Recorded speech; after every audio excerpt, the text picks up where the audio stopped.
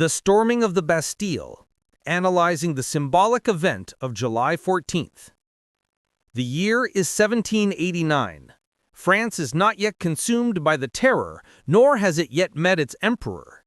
It is merely a nation starving and deeply fractured. For weeks, Paris had been a powder keg fueled by soaring bread prices, political unrest, and the massive transfer of power following the formation of the National Assembly.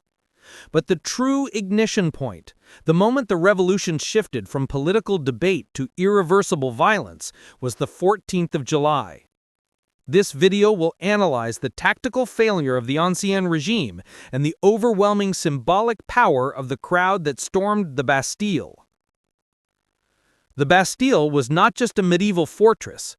It was a potent physical symbol of royal tyranny, an imposing shadow of centralized, arbitrary power dominating the eastern district of Paris.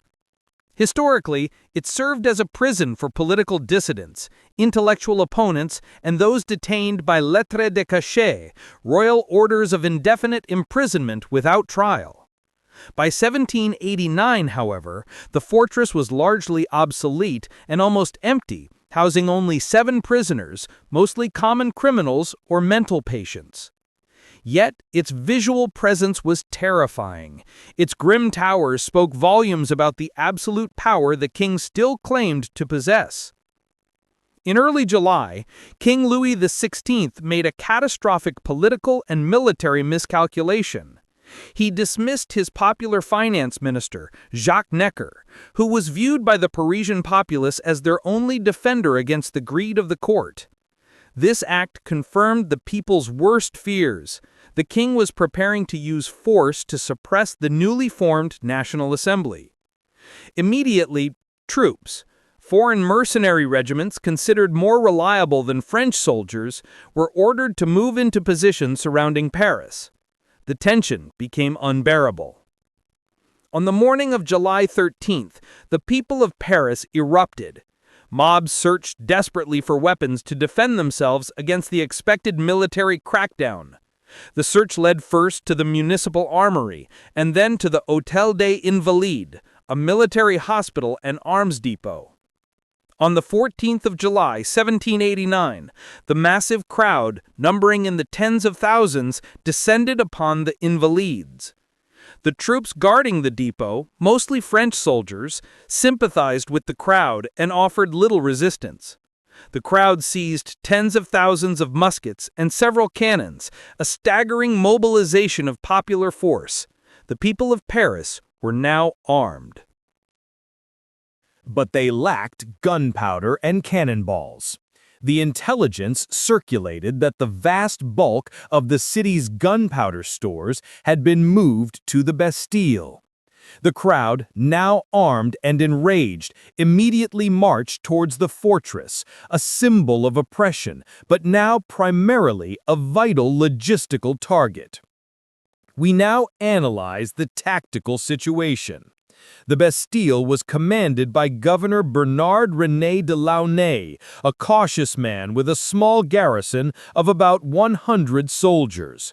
Crucially, this garrison was composed of Swiss mercenary veterans, professional soldiers, whose loyalty was expected to be absolute, and about 30 veterans known as invalides.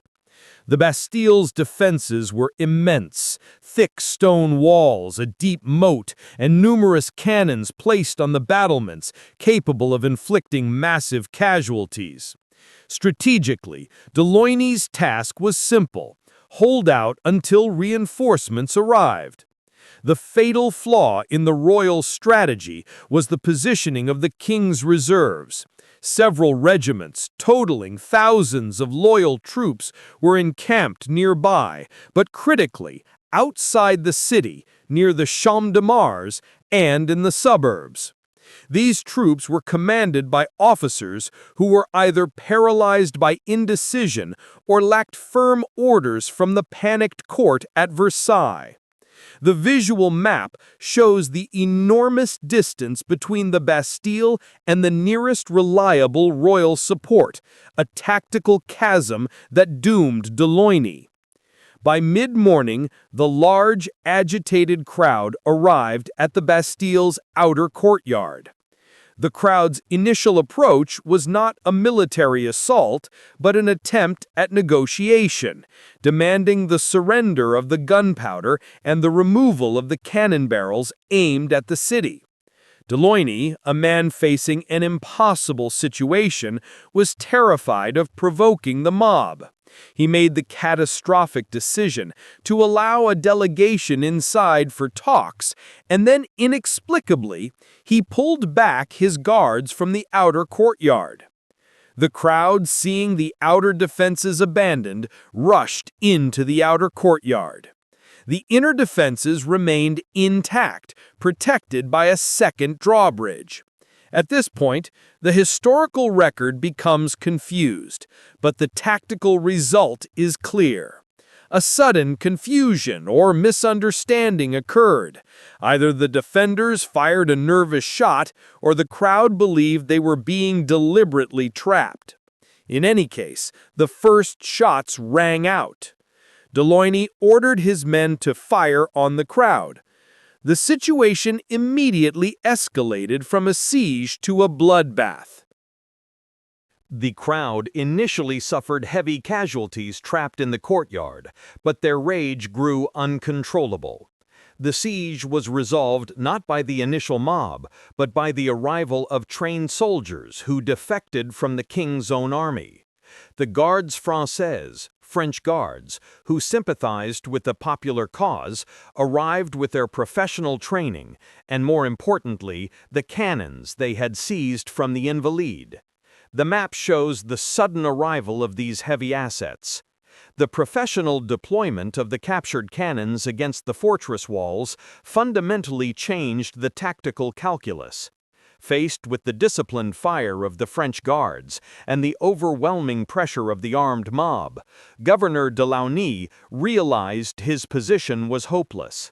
He had no hope of relief, and his small garrison was trapped. At approximately 5 p.m., he ordered his men to surrender. The drawbridge was lowered, and the crowd surged inside. Deloigny was dragged out through the streets, beaten, lynched, and his head was mounted on a pike, the first symbolic beheading of the Ancien regime. The military significance of the Bastille was minimal, but its symbolic impact was immeasurable. The event represented the first major victory of the people over royal despotism. Tactically, the failure was the king's failure to give clear orders to his reserve regiments, leaving Deloigny completely isolated. Psychologically, the failure was the king's blindness to the depth of the people's suffering.